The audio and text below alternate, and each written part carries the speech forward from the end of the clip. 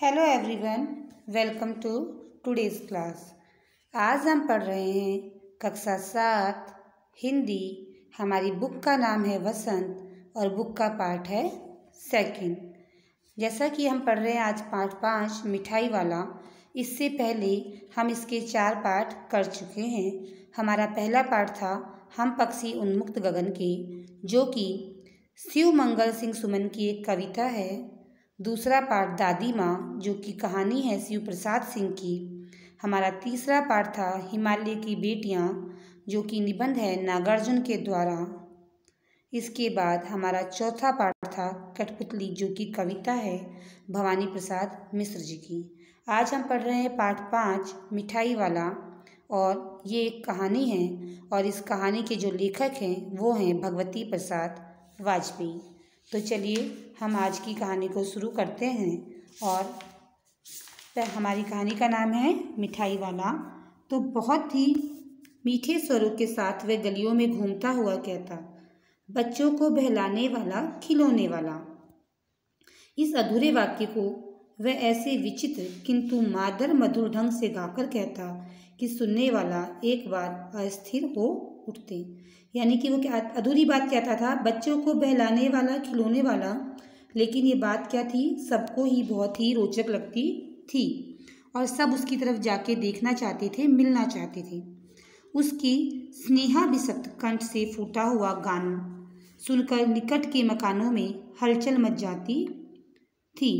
छोटे छोटे बच्चों को अपनी गोद में लिए युवतियाँ छिक्कों को उठाकर छज्जों पर नीचे झांकने लगती।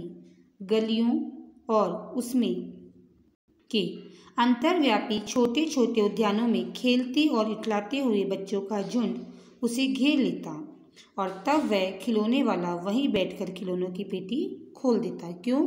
क्योंकि वो कहता था बच्चों को बहलाने वाला खिलौने वाला, यानी वो खिलौने बेचने आता था और सभी बच्चे जब उसे घेर लेते तो वो उनके पास में बैठकर अपने खिलौनों की पेटी को खोल देता। बच्चे खिलौने देखकर पुलकित हो उठते। वह पैसे लाकर खिलौनों का मोलभाव करने लगते। पूछते, इसका दाम क्या है? और इसका क्यों? ऐसा क्यों लिखा लेखक ने? क्योंकि बच्चे अपनी तुतलाती हुई भाषा में उससे खिलौनों का मोलभाव करते थे। खिलौने वाला बच्चे को देखता और उनकी नन्ही नन्ही उंगलियों से पैसे ले लेता और बच्चों की इच्छा अनुसार उन्हें खिलौने दे देता। खिलौने लेकर फिर बच्चे उछलने कूदने लगते। तब फिर खिलौने वाला उसी प्रकार गाकर कहता, बच्चों को बहलाने वाला खिलौने वाला। सागर की हिलोर की भांति उसका ये दामक गान गली भर के मकानों में इस ओर से उस ओर तक लहराता हुआ पहुंचता और खिलौने वाला आगे बढ़ जाता। राय बहादुर जी के बच्चे भी एक दिन खिलौने लेकर घर आए। वे 2 बच्चे थे, चुन्नू और मुन्नू। चुन्नू जब खिलौने ले आया तो बोला, मेला घोला कैछा छुंदल है। मुन्नू बोला, और देखो मेला कैछा छुंदल है। दोनों अपने अपने हाथी घोड़े लेकर घर भर में उछलने लगे। इन बच्चों की माँ रोनी कुछ देर तक खड़े खड़े उनका खेल निहारती रही। अंत में दोनों बच्चों को बुलाकर उसने पूछा, अरे ओ चुन्नू मुन्नू, ये खिलौने तुमने कितने में लिए हैं? मुन्नू बोला, 2 पैसे में खिलौने वाला दे गया है। रोहिणी सोचने लगी, इतने सस्ते कैसे दे गया है? कैसे दे गया ये तो वही जाने, लेकिन दे तो गया है, इतना तो निश्चित है। एक जरा सी बात ठहरी, रोहिणी अपने काम में लग गई। फिर कभी उसे इस पर विचार करने की आवश्यकता भी भला क्यों पड़ती। 6 महीने के बाद नगर भर में 2-4 दिनों के से एक मुरली वाले ने आने का समाचार फैला। लोग कहने लगे, भाई वाह, मुरली बजाने में वह एक उस्ताद है। मुरली बजाकर गाना सुनाकर वह मुरली भी बेचता है, सो भी 2-2 पैसे में। भला इसमें उसे क्या मिलता होगा? मेहनत भी तो ना आती होगी। एक व्यक्ति ने पूछ लिया, कैसा है वो मुरली वाला? मैंने तो उसे नहीं देखा।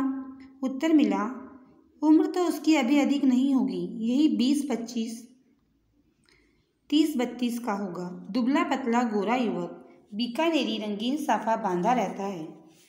वही तो नहीं जो पहले खिलौने बेचा करता था? क्या वह पहले खिलौने भी बेचा करता था?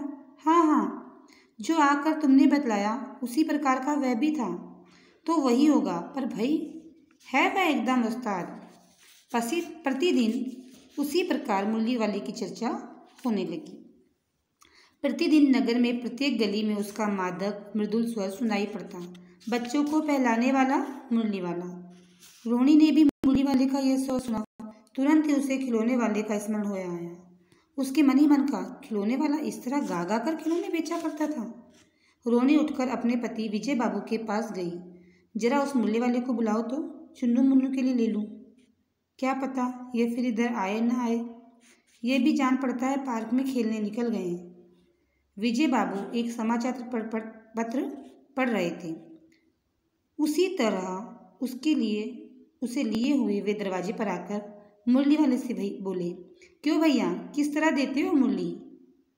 किसी की टोपी गली में गिरी पड़ी है, किसी का जूता पार्क में छूटा गया और किसी ने सोदनी ही ढीली होकर लटक आई। इस तरह दौड़ते और हाँफते बच्चों का झुंड आ पहुंचा। हमने पढ़ा इस कहानी का एक पार्ट। हम नेक्स्ट पार्ट पढ़ेंगे अपनी नेक्स्ट क्लास में। Thank you so much for today class.